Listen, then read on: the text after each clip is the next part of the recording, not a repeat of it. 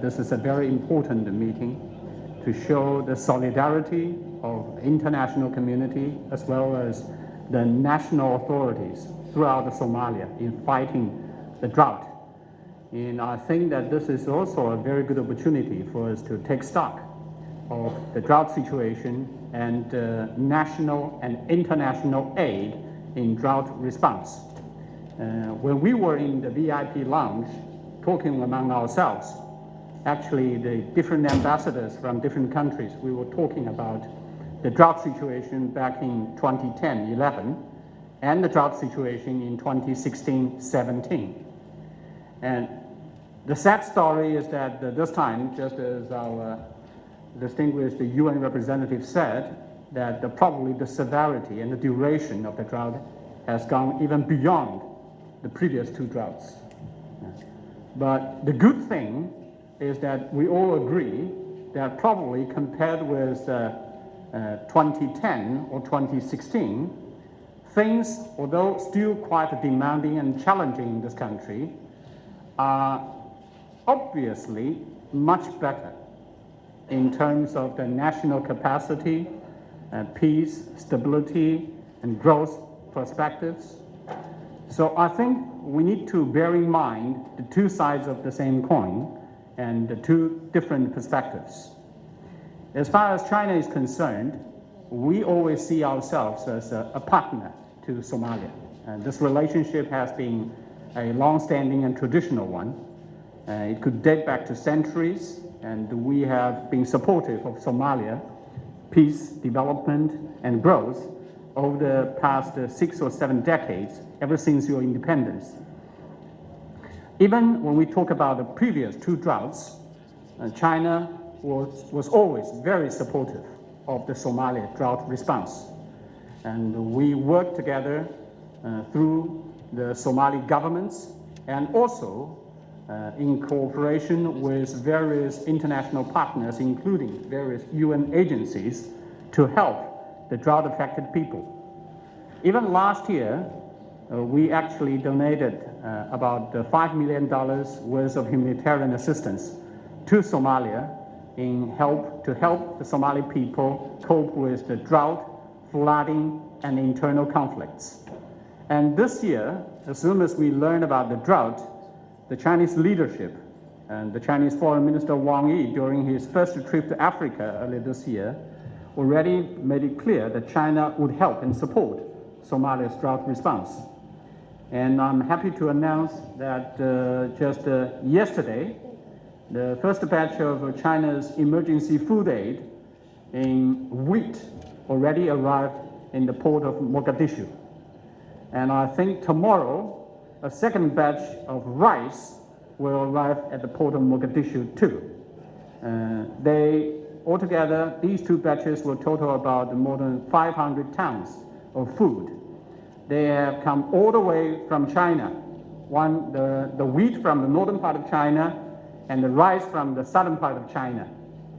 And just now, His Excellency, the Deputy Prime Minister, also mentioned the challenges facing all of us. The climate change, the pandemic, and also the conflicts, as well as the energy and the food crisis as a result of the conflicts. So nowadays, we cannot just take it for granted that everything can be done as normal.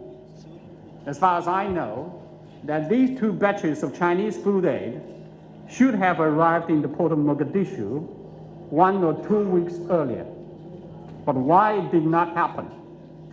Because for any vessel with food on board, it could be coveted by many different players.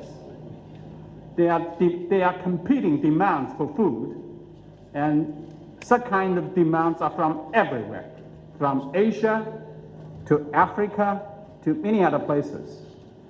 So they have had an unusual journey, but at the end of the day, they do arrive at the port of Mogadishu.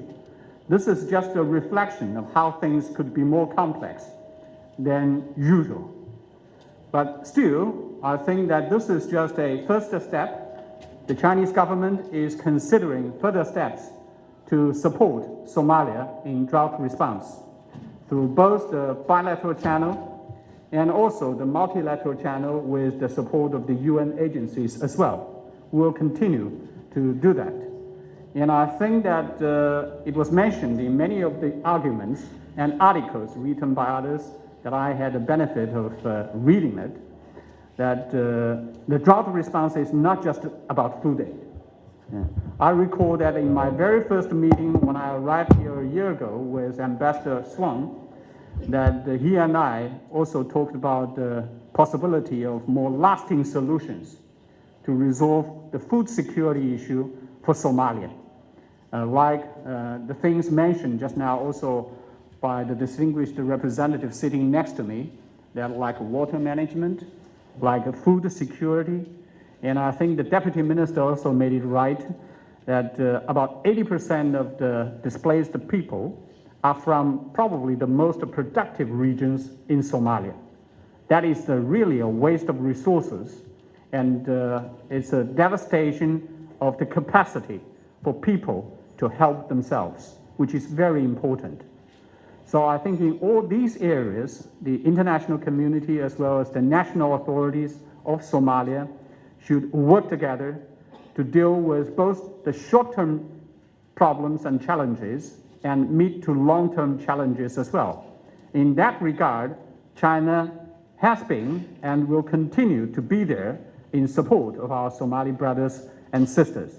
Just a month ago, we just held an online training session for the officials and the scholars from the Agricultural Ministry of Somalia and the various universities in Somalia to help them acquire more state-of-the-art technologies, expertise in agricultural production and food security items.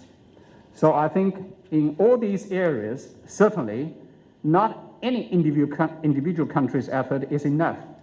We will continue to count on the support of everyone. And I think there is no shortage of goodwill towards the Somali people. We will continue to do our best to help and support our Somali brothers and sisters. Thank you. ka farxi ehelkaaga asxaabtaada iyo qaraabadaada oo la soo deg abka dahabshiil si aad si fudud lacag ugu dirto marka aad la soo degto applicationka dahabshiil ee aad lacag ka dirayso isticmaal koodka khidmad la'aanta ee Tree Free oo kuu sahlaya in saddexda jeer ee ugu horeeya ee aad lacag dirayso aan wax khidmad ah laga qaadin dahabshiil hawl fudaydiyahaaga maaliyadeed